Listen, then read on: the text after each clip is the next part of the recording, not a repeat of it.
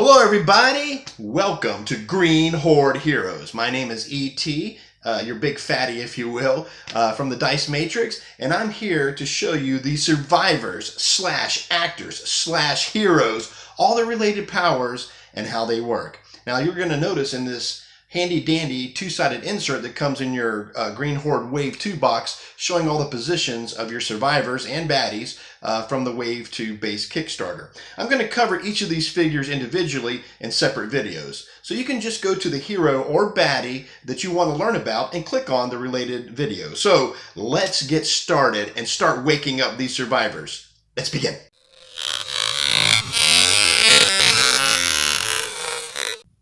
Fylguria, rise and shine. It's time to be a hero. All right, Fylguria, let's put you on the board. We got to do something with you. You got some zombies to take care of, or maybe not. Depends what you're doing. Let's take a look down at your character card. You're going to start off, of course, in your blue zone, and your first free ability that you get in the blue zone is jump. And what jump allows you to do is you can spend one action and you can move up to 2 zones in which you have line of sight. But if there was a hedge here, obviously you couldn't do that, and you couldn't do it around a corner because you don't have line of sight in that. But what you can do is you can spend your one action and move up to 2 zones, bloosh, right there in the water, and you get to ignore the intervening zone. So truly just jumping over the heads of the zombies in that case. Great ability. All right. The second action that you'll get in the game is the same as you always do, which is the yellow action. So you've just leveled up. Now, instead of 3 actions, you get 4 actions. And I've covered the actions before. If you need me to, maybe I'll randomly do that again. All right, so now we're going to say you leveled up. You're in the orange zone. So let's see what kind of abilities. Oh, we got 2 choices here. You can choose from +1 free magic action, or you can choose Born Leader, and that's what I'm going to do.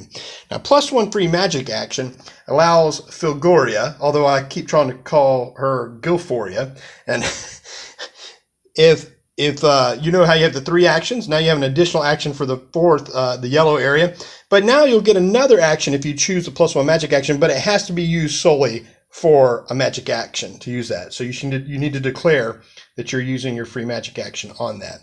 Okay, now the one that we actually did choose in the orange zone is Born Leader, which is a pretty cool ability. So let's say that Fylguria has used a couple of her actions to move, use her free action. Now she's got 2 of her regular actions to use left. She can actually just generate a brand new action without even using these 2. I looked this up on BGG because there were some discrepancies, like do you have to spend an action to do it, to give one of your actions? The wording is give, but however, Guillotine Games replied on the thread itself, and it said, or to someone, and then they posted it on the thread, that it's the understanding that with the Born Leader ability, without even using one of her last 2 actions, they'll just say, hey, Megan, or whoever, whatever survivor that hasn't, well, it could just be on their next, whatever their next turn is, they will get an additional free action to use as they wish. So that's a really cool ability. Seems kind of powered, but you know what? These characters all have different powers that are really cool. All right, now it brings us to leveling up to the red area. Oh, there's 3 choices in here. You know I'm a big fan of Mana Rain, so I'm just going to plug it in here. Okay, so we have the choices though of +1 free magic action, which also, if you would have chosen that here and here, that would have gave you 2 additional actions, but you have to spend them for magic. Then there's a +1 free move action. So normally when you're moving, okay, let's just say these guys were hanging out over here, and then Fylguria is right over here, and it's like, you know, you're starting here. Let's see, I move here, I give something to Megan. I move here, so that's 1, 2, 3, 4 giving, and then you could use your additional free move action. So you have an additional action to use, but it's just for movement, which is pretty straightforward. So, all right, now we get to one of my favorites, which is Mana Rain.